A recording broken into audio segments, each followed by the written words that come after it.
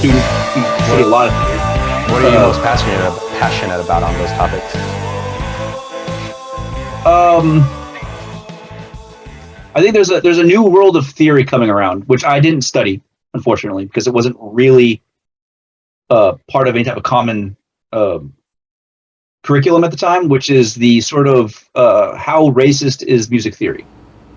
And the answer is it's very racist.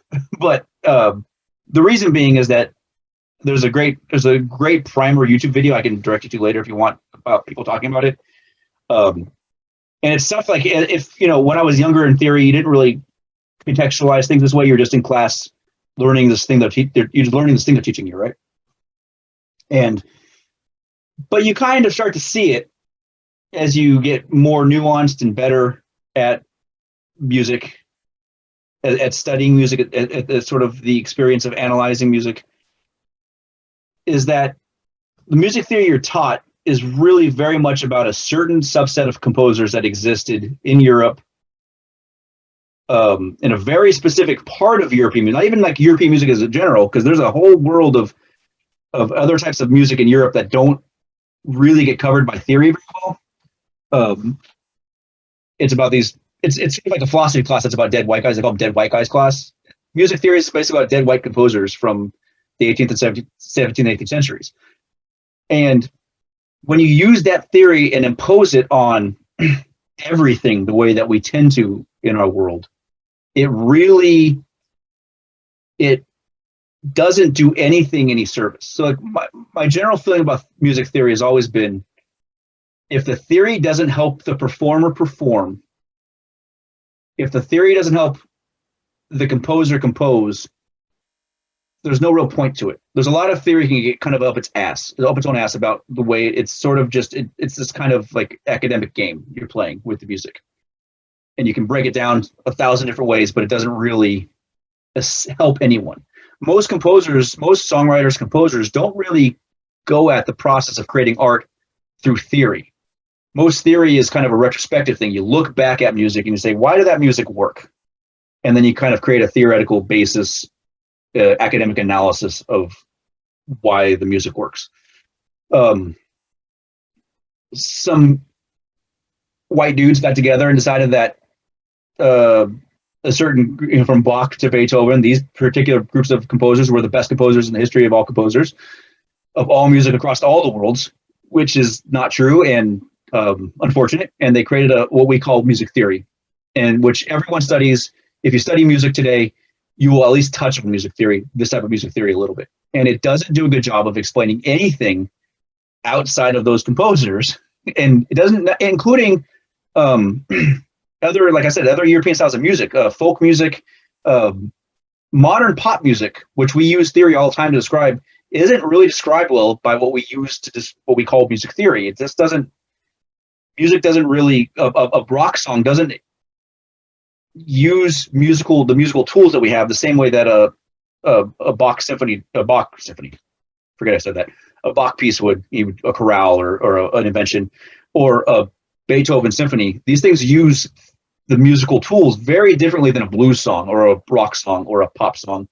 Not to mention, if you go to India and you listen to a raga, and I'll watch theorists try to use modern Western music theory to even get close to describing what anyone in Asia is doing, or Africa, or South American, Native Americans or Native South Americans, like it doesn't cover any of that.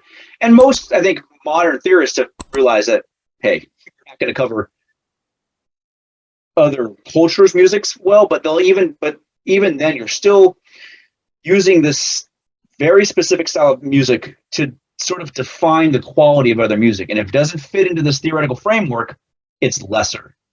And you see that a lot, and it's not, you can tell the professor isn't intending to teach it that way, but because of the structure of the education and the course and the sources of where this theory came from, it does that.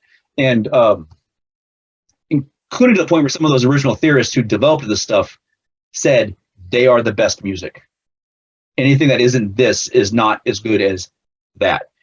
And so there's a whole world of like this new kind of versioning, people realizing the context of your theory is as important as what it describes. And that is something I think I've really if I was in school today, would be what I would want to study. Because not only is it's helping deconstruct some very not unuseful aspects of the way we teach music. We were talking about those teachers teaching guitar players or like beginning guitar players a very certain type of pedagogy. I can't say that word today. A curriculum. They're teaching a very specific curriculum. That comes out of how we teach theory. The fact that the major scale is the only scale that we all learn on the first day of picking up an instrument. That comes from this sort of reflection of how we teach music theory. And if you can find other ways of teaching students, teaching performers, teaching composers, we can really open up, I think, a lot of what we're doing to be much more useful to everybody. That suddenly it isn't kind of this ivory tower kind of academic game that they play.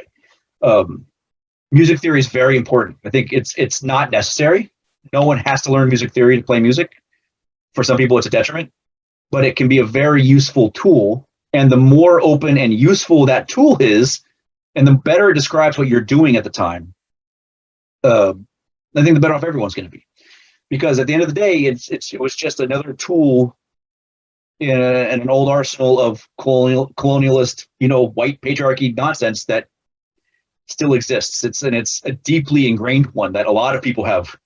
When you say that to people, a lot of people get really uptight and really bent out of shape about it. And you're like, it's not a criticism of you.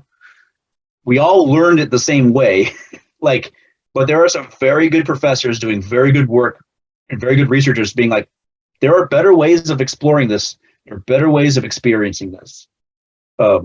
As theory students, as performers, as composers, than this very old-fashioned and, quite frankly, outmoded version of how to teach and how to analyze music. And that is where I would be right now if I could go back to school.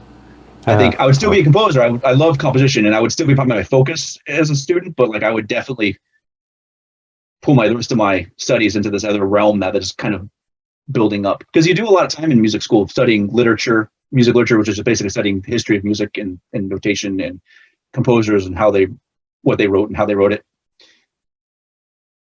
Now, if we can stretch away from some of these wealthy, usually white dudes, it'd be great to experience more of the music that actually influenced the rest of us. That's where I think I would be. Is there an international